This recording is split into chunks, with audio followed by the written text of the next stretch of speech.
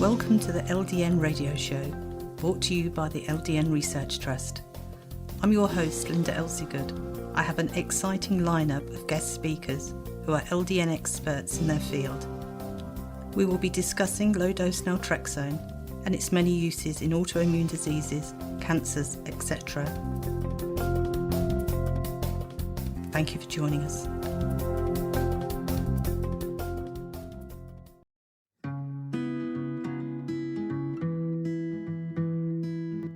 If you are experiencing symptomatic joint hypermobility, dysautonomia, mast cell activation syndrome, gastrointestinal symptoms, ME/CSF, or if you have autoimmune dysfunction, all of these conditions are quite common and actually affect a large number of people. These chronic complex conditions can be very, very challenging to treat. So we are working on a documentary, and we want you to help us get the word out. It is very, very important that we raise funds in order to produce this documentary so that we can improve awareness amongst healthcare professionals and amongst patients so that people can get better care, so they can get diagnosed faster, treated faster, and improve their quality of life. Help us help you by going to mcasfund.com and making a donation today. Every donation matters, no matter how big or how small. We really appreciate you contributing to this very important project. Through this documentary, we will be able to help people get better care by raising awareness about these chronic complex conditions. And of course, in the days of COVID and post-COVID syndromes, this is more important than ever.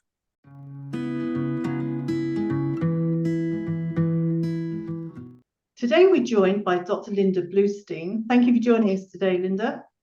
Thank you so much for having me. So could you tell us what it is you do in your practice? So I was working as an anesthesiologist for over 20 years when my own medical problems caught up with me. And I opened a practice where I work on integrative pain management for people who have complex conditions. So these people often have symptomatic joint hypermobility. They might have one of the Ehlers-Danlos syndromes, hypermobility spectrum disorder. They often have dysautonomia, and they very often have mast cell activation syndrome. Okay, so how do you go about helping these people? So I have an acronym that I use for that, MENS PMMS. It stands for movement, education, nutrition, sleep, modalities, medications. Wait, no, I forgot one. Psychosocial, modalities, medications, and supplements. Okay, how long does it take you to go through all of those? Well, I address different ones at different visits. So the first visit is usually by far the longest visit. And at that visit, I develop a comprehensive treatment plan that I think will most likely help the person improve their quality of life and physical functioning. And so I will try to incorporate as many different aspects of that at the first visit as I possibly can. But sometimes I like to do laboratory testing before I recommend any supplements or medications. And sometimes we need to get some additional records and things like that. So the person's initial treatment plan will look different depending on what is going on with that particular person. Mm-hmm. So therapy-wise, you know, you've said all the nutritional things and testing. Once you've got your baseline and you know what that patient's problems are, how do you go about solving them? So I look for the biggest areas of intervention where we can get the most bang for the buck.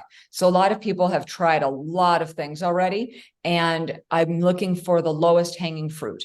And oftentimes there's a lot of low hanging fruit, a lot of things that people have not tried that I find in a large number of my patients can be really, really beneficial. So for example, something like aquatic physical therapy, something that I have done in the past, and that can be very, very helpful. The contact of the water with the skin can help with proprioception, or knowing where your body is in space without looking. And this is something that is often impaired in people that have symptomatic joint hypermobility.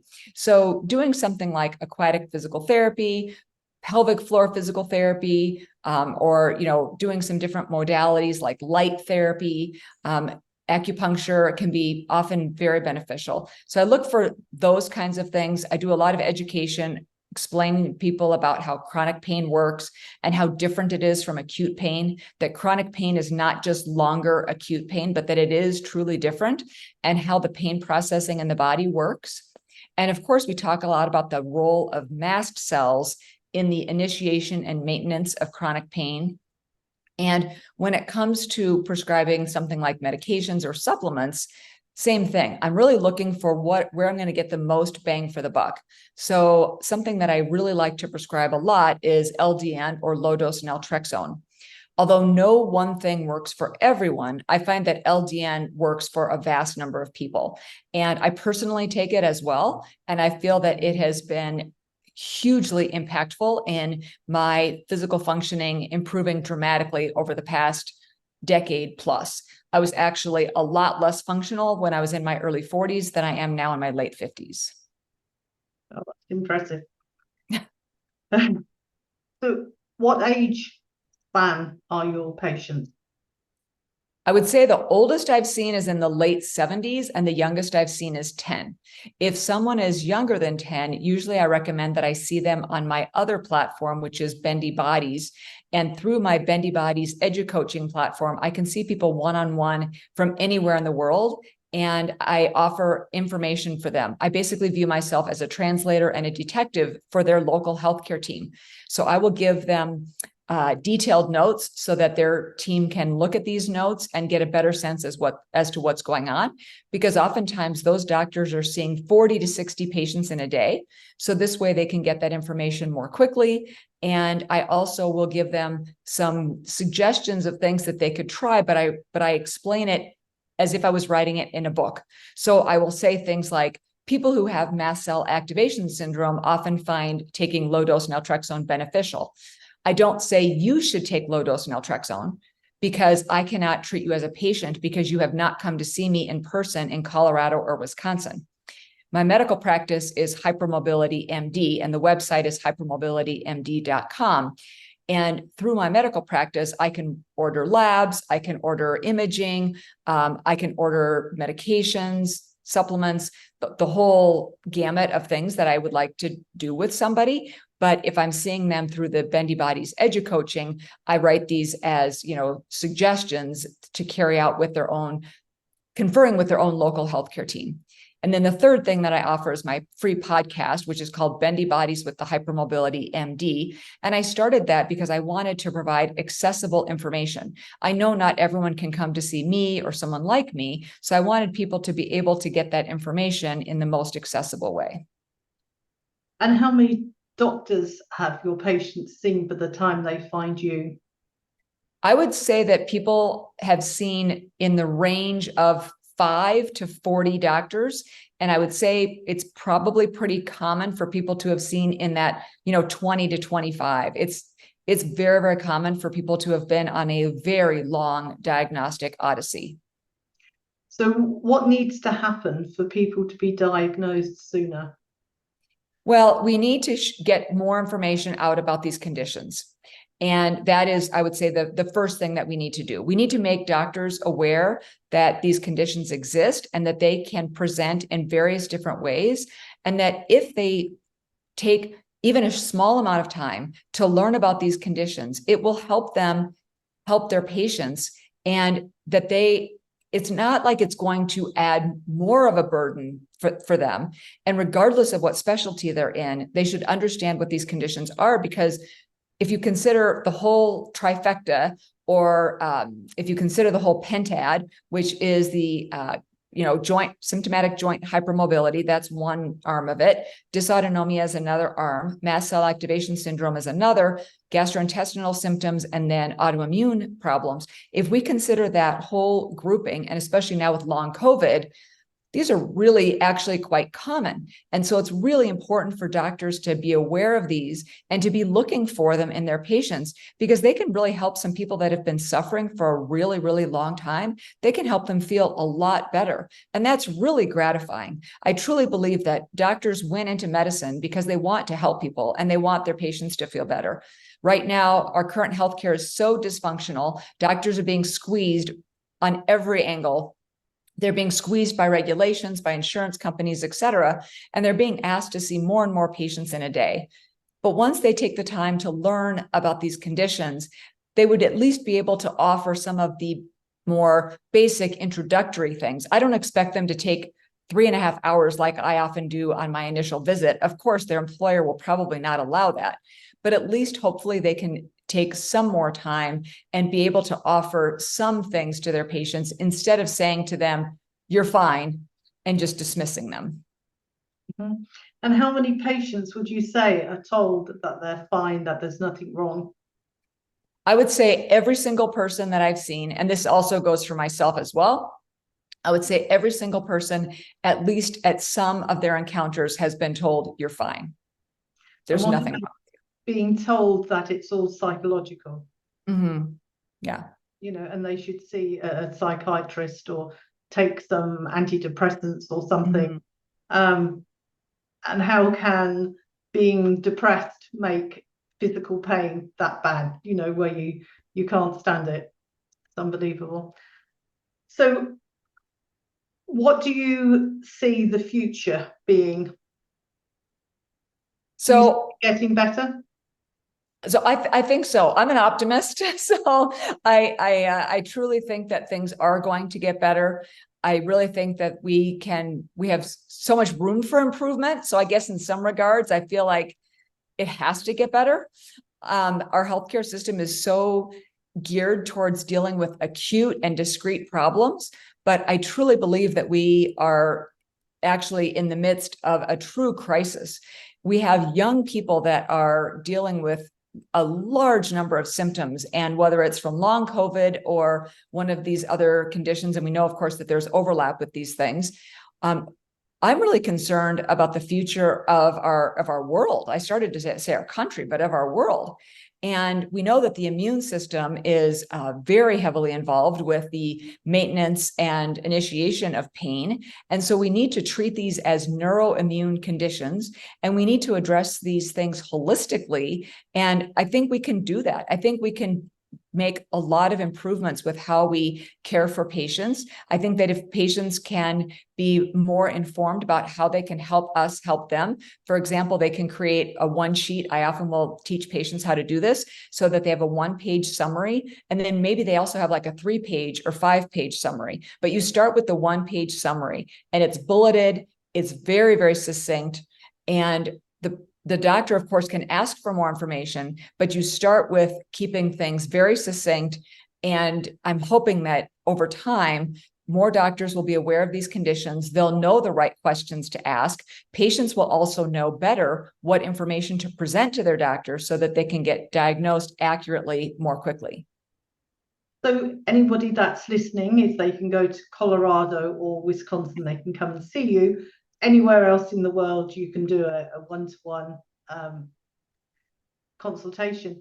What if people are watching and say, "But I don't feel well"? You know, what kind of symptoms would you potentially be able to help with to give them a rough idea? You know, when you have so many things that aren't correct with you, so many different symptoms, and you just think, "I feel ill, but I'm being told I'm okay." So anybody listening, can you just give us a rough idea of symptoms that patients could come to you with? Sure. So I totally agree with you. When a person has that many symptoms and that many different bodily systems, there's so much noise going on in their nervous system, and it's like impossible to sort out and correlate things with other things. So part of my job is also helping them do their detective work so that we can figure these things out, especially if mast cells are potentially involved. But the symptoms that I deal with most commonly, of course, pain. So I mentioned that the youngest person that I've seen is 10. That 10-year-old had pain, widespread body pain in every single part of his body. And when mom said, "You have pain everywhere," he said, "Well, I guess not my eyelids." Oh. So it is very common for my patients to have widespread body pain.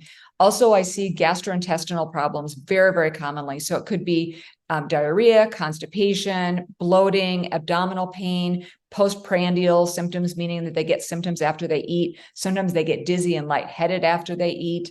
They'll get reflux. That's very, very common. They'll have a lot of musculoskeletal problems. For example, joint instability. They'll get things like tendinopathies.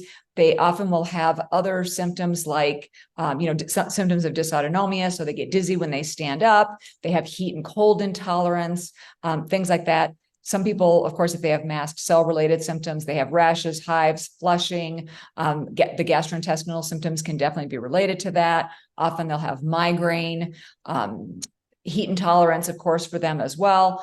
And so I see symptoms in every bodily system. And sometimes I'm really surprised. I've had patients who, I can think of one person who is in her early 20s, and when people are looking at each other online and they're in support groups or whatever, I think oftentimes it seems like people are relatively similar. And she came in using canes and said she had balance problems. And she really did. As soon as she closed her eyes, she fell over when I was doing her exam. And that's where it's so much more valuable if I can see someone as a patient in Colorado or in Wisconsin, because then I can assess them in person. Because oftentimes a person's self-report, this person happened to be a major minimizer. And so when she said she had balance difficulties, she really had balance difficulties. And it's hard to know those kinds of things until you actually see someone and you can assess, you can check their reflexes and their muscle strength and their sensory, and you can watch them walk and all of those kind of things. So I would say that I deal with people that have, head pain, abdominal pain everywhere in their joints, pain in their muscles, joint instability, a wide range of symptoms. And the $1 million question is, how long does it take to fix somebody? So that is a great question, and it is highly variable. I have had people who I now have the first visit and the follow-up visit are packaged together. I didn't do that initially, but I found that a lot of people, they wouldn't come back, and that's not helpful for me either, because I don't really know then are things working or not. So now the first 2 visits are lumped together. And when I see that person for their follow-up, it has happened where they say they're 95% better. Wow. It's like, wow, I'll take it.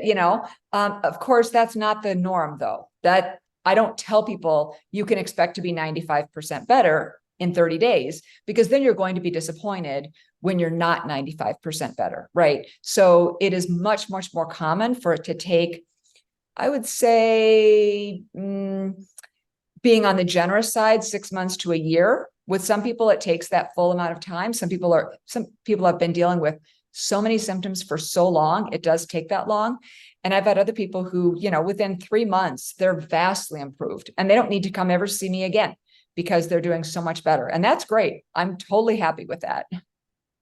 Okay. So would you like to just give people your website addresses again? Sure. So you could find me at www.hypermobilitymd.com. You could also find me at bendybodies.org. That's how you can access the one-on-one sessions under the EduCoaching of Bendy Bodies. And then lastly, you could find me at bendybodiespodcast.com. And that's where you can access the free podcast that is geared towards symptomatic joint hypermobility, mast cell activation syndrome, dysautonomia, and all the various things that affect this population of people. And I love getting feedback from listeners. I love getting suggestions for future guests. I love getting suggestions for future topics, because that is the best way that I can offer the most value to my listeners. Well, thank you for sharing your experience with us today. Of course. Thank you so much for having me. Any questions or comments you may have, please email me, Linda, Linda, at ldnrt.org. I look forward to hearing from you. Thank you for joining us today. We really appreciated your company. Until next time, stay safe and keep well.